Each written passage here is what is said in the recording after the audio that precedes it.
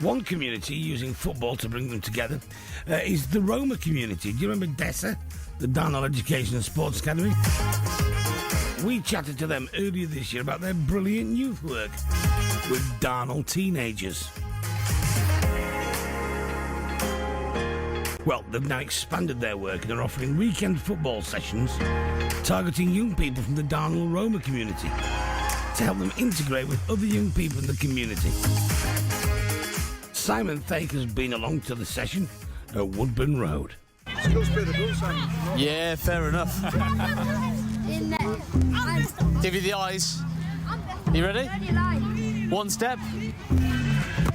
Oh. Hey? You watch it, I'll show you how to take a pen. Go on, you show me. Look at that, bottom corner. Although I always go that way. So just to let you know. Hello, my name is Hussein. So it's Panthers versus Tigers. So far, the Tigers are winning. Just talk me through what it's like playing here. It's harder because, like, sometimes there's younger people playing, but when it's on, like, different ages, it gets way harder because there's better people in. My team, we got bigger players, so we got a good striker, we got good right back, and all sorts of that. Hi, my name is Daniel. I'm a good defender, and our team is kind of good but kind of bad. Yeah. Kind of good, but kind of bad. What's happened to your wrist? I cut myself, but now it's better. Now I'm goalie and midfielder, but my team is so good. So good. What's the name of your team? Darnall Diamonds. Hi, I'm Abdul. I'm one of the directors at Darnall Education Sports Academy, DESA. And on this lovely Sunday afternoon, we've got over 80 young people engaged in a competitive five-side junior football. You know how this works. We hear all sorts of negative stories about Roma Slovak communities not mixing and not integrating. Well, that's not happening here because every team's mixed.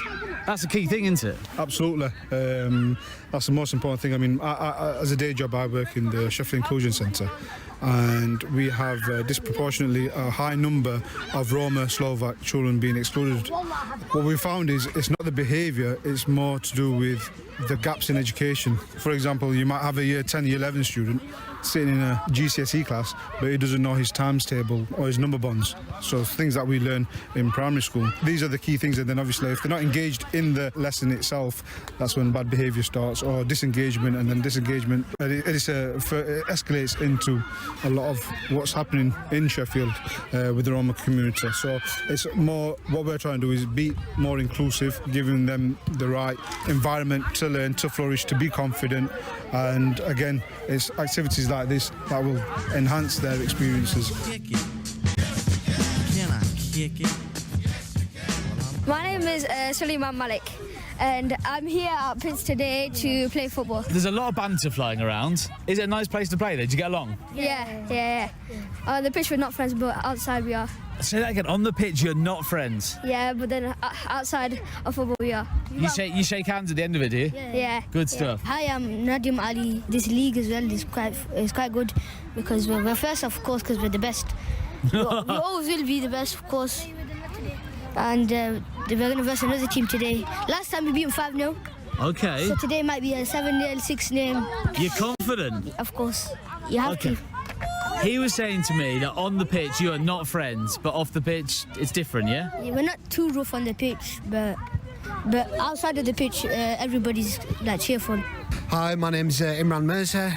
My son Daniel Mirza regularly attends DESA football sessions. One of the things that's impressed me most whenever I've chatted to DESA is how they actively look to get different communities within Darnall mixing from an early age. Absolutely, really important. We hear in workplaces as well now about inclusivity. If that's embedded in the children from a very young age, it's natural. It's not going to have to be an effort like it is at workplaces at the moment. The hope is, and the mission is, that once they're in the workplace, this is something that they're used to. You know, different cultures, different backgrounds are used to it. They respect each other and can work together.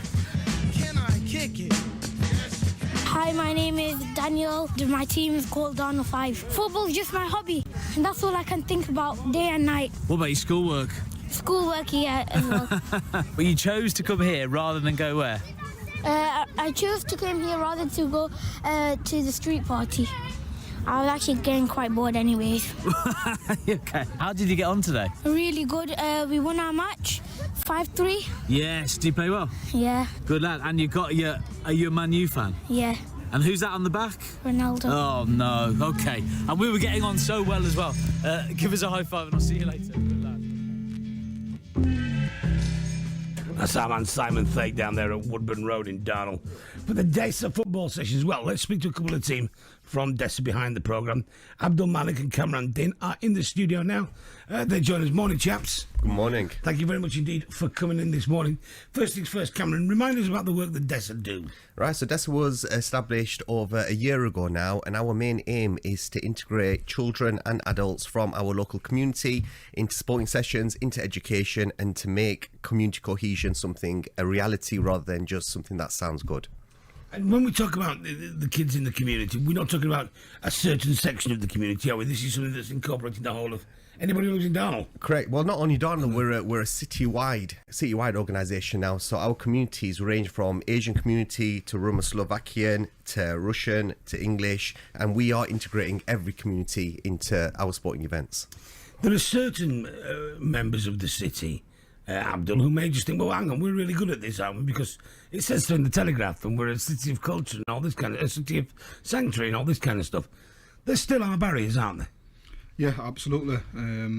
We spoke to your colleague Simon, and there's barriers of language, financial barriers, logistical barriers. So the community that we are in, we've kind of chipped away at those barriers, and hence the numbers that we gain each week, which shows we're doing something right. So that's essentially what we're trying to do, is removing as many barriers with our citywide partners, and creating a platform where, like I said, kids from all different ethnicities, and it's something to be really proud of, because in my lifetime I've not really seen that sort of thing happening. And eventually what we're saying is when they get older,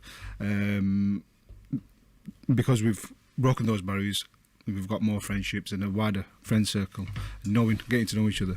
Well, it has to be the way, doesn't it? Because we've seen it work in other places with regards to other things, with regards to drugs in Scotland, when they kind of decriminalised those and actually treated them as a health issue. And when we look at for years, I've been on here as long as I can remember, certainly for the last 10 or 12 years, we've been talking about the issues of the Roma population in Rotherham and Doncaster, kind of not integrating with the rest of the towns.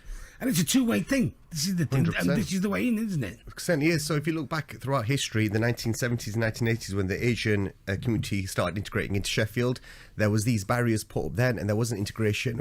Excuse me, when I was growing up as well, it was a situation where we found it difficult to integrate with other communities. So if we can see history repeating itself, it becomes something that we must take seriously, and something that we must put a lot of time and effort in order to stop history repeating itself and being in the same situation as we were previously.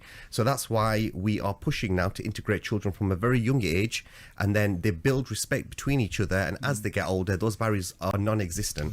Well, are those barriers existent when they get there? That's the thing, I suppose, because You do see that, yeah, 100%, You do see that. It's that, because when you don't know somebody, the human instinct is to be suspicious. And what we try and do is, through the love of sport, specifically football on Sunday, is trying to look. Football's the key thing to bring everybody together. Yeah, and so there are cultural differences between different communities, which as is human nature to be wary of cultural differences that aren't the same as yours. So, for example, Asian people might have cultural differences which original British white people wouldn't understand in the 1970s, but throughout time, for example, the smell of curry, for example, that was like a big bad thing at the time, but now that's become a love and a passion. I've only ever benefited from this. But I'm sure you can remember in 1970s it was a strange smell because culturally it was different. The same way as like there's certain people in our communities now, the Roma Slovak, they don't understand what it is to be British. They don't understand British values. They've not been brought up around it. So therefore we must make an effort to try and integrate and explain to them, do you know what, this is not how we live. This is not what we do. This is not our social norms. And I think once they understand that, they respect it. And I can see it myself. I'm a teacher now, so I can see children who left school 3-4 years ago compared to the children who are coming into school. Now there's a huge difference because they've been born into this country and they are... To be fair, the Roma Slovak community no matter where they live in the world, they face persecution. 100%, yeah. Going back over 100, hundreds of years. And this is why we need to be sensitive to that, and a lot of people aren't sensitive to that, and they don't want to understand where these people have come from, and they don't understand what they've been through in order to get to this country, which is something that we are bringing to the front now. How do you measure success in something like this? Is it possible? Is there an actual measure? That's a good question. I think for us, feedback from parents and the children, that they keep coming back each week, which shows that we're doing something right. And along with that, we're growing each week. Different faces are coming, and what we're trying to do is capture those young people and try and put them onto our pathway, and that's key for us. So it's not just about kicking a ball. You've come in and you're making meaningful relationships with role models from the community that have actually done well, and hopefully we're thinking that it'll broaden their horizons and not. So we're in Darnall, we've got other issues with gangs and drugs and violence, and we're trying to provide a pathway which is more about positivity instead of what we tend to see. Talking of cultural differences, and forgive me, this is a question that I don't know the answer to, which is never a good question to ask when you start on this side of the mic. One of the things that's changed in football since I was a kid is that girls are now playing. Which they never were when I was at school.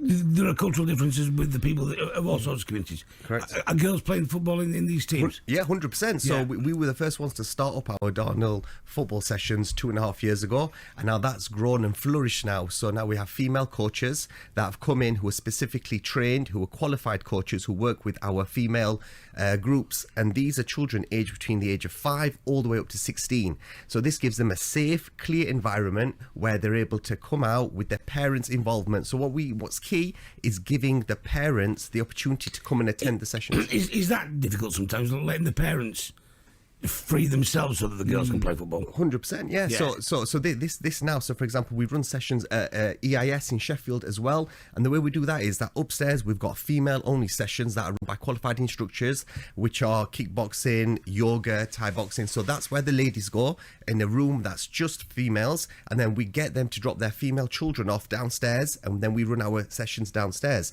So the females now have got no excuse to come out of the house, and these obviously Asian ladies generally find it a little bit difficult because there are a lot of barriers, like we're saying, cultural barriers to get them in.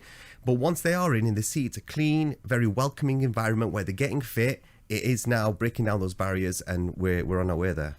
There's no bad points, are there? But what's the barrier to it moving forward? I suppose funding. Right. So the biggest barrier at the moment is that we need we need a building. We need a building, which is what we're working with the council with at the moment to try and secure a building in Darnall. And did you ever hear of Starworks? Yeah. So behind Starworks, there's a building there which we've got our eye on. And fingers crossed, if the councillors pull their fingers out and they push forward and help us out, then we've got a base there where we're going to be able to deliver our everything. So that's going to be our youth club, our youth work, and these are situations where we talk about bringing in not only Slovakian little boys but also the adults. So for example, now there's a huge issue with fly tipping, for example. This isn't because the Slovakian or whichever culture it is just like throwing rubbish on the street. It's because they're not aware of the process of how to recycle properly, because they've come from a situation where that's non-existent. So our aim in the future is to deliver sessions to not only children but to adults, to let them be aware of what is there around and how we can help them to integrate better. So the ball's in the council's court now, and we're waiting for them to get back to us, and if they don't get back to us, we're going to come back and see you, and we're going to discuss this. Don't see me. No, we are. I'm in charge of nothing. But Richard Caborn is your man, isn't he? I mean, Dick Caborn is the man. Yeah. Stuff like that happen. I mean, he's down at the Olympic Legacy Park, what they've done down there is amazing. Fantastic, yes. He does make stuff like that, but I bet he'd be right behind this. I mean, so this is it, yeah. Olympic Legacy Park are a key partner with us as well. So I can imagine. With them. And just to reiterate Cam saying, what we're trying to do is something quite unique in bringing people together in a platform, and what we're saying is just come on board and hopefully enjoy the journey we're on, because it's a really positive one, and we don't really hear that in this time because of with the living costs and all the other stuff that's going on which are out of our control. I think a positive message for young people to say, look, you've got some great work going on, come on, get involved. Brilliant. Look, it's fantastic. Thank you very much indeed for coming and talking to us about it this morning. It's obviously Simon Thake has enjoyed that, but Abdul, Malik and Kamran Diaz from DESA. Kamran Diaz, what am I talking about? Easy. All right. Kamran Din, oh, that's a good-looking lady. Kamran Din from DESA. Thank you very much indeed for coming. Thank you very much.